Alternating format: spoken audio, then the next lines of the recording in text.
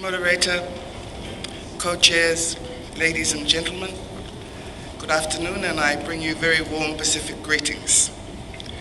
I'm very pleased to be part of this high-level discussion and want to confirm from the outset my country's full endorsement of the 5 core commitments for this roundtable.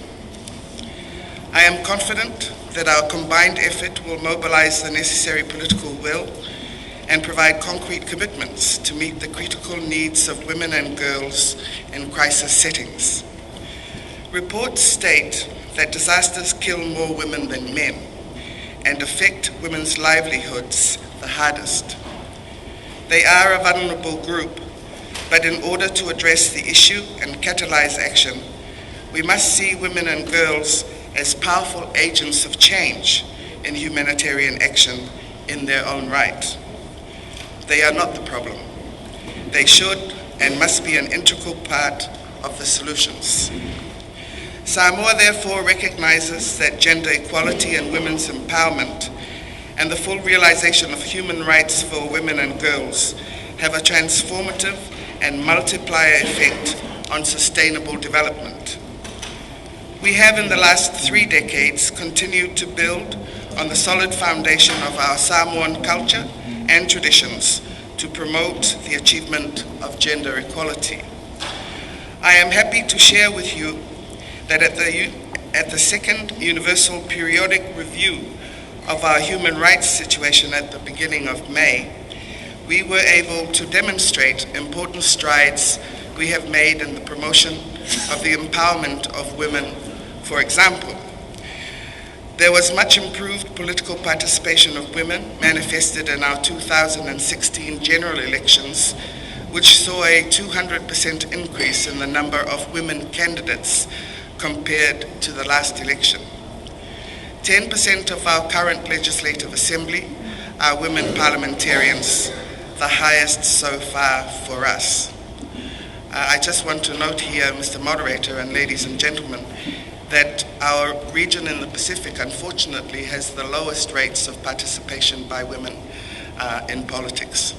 And the developments in our country are positive signs of improvement of that rate of representation.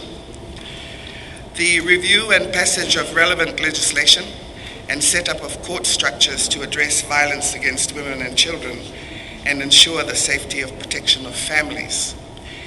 In our new disaster management strategy, the village councils and village organizations, including women's committees, are responsible for coordinating disaster mitigation and preparedness programs and activities at the community level, and for coordinating village response activities for specific threats.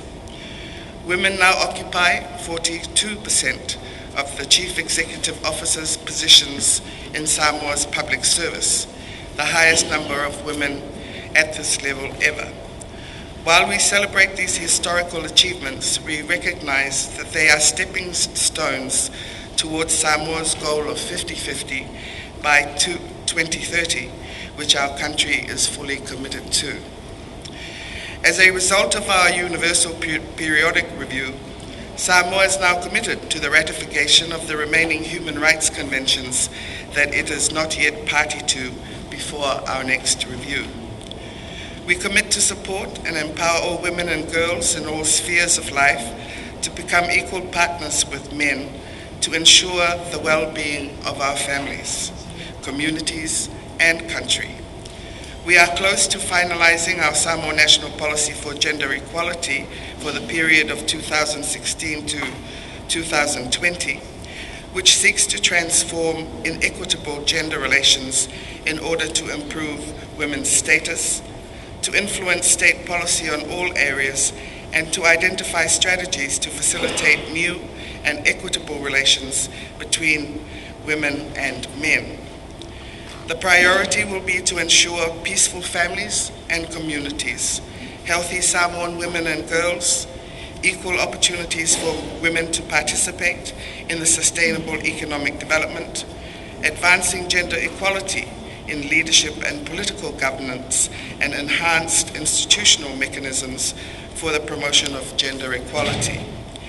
As we continue our national efforts in this important agenda, Samoa commits to advocate at the regional and global level for policies that empowers women and girls to be instrumental agents of change in humanitarian action, especially the women and girls of the Pacific, as we are convinced they have a lot to offer the world as true instruments of peace for humanity.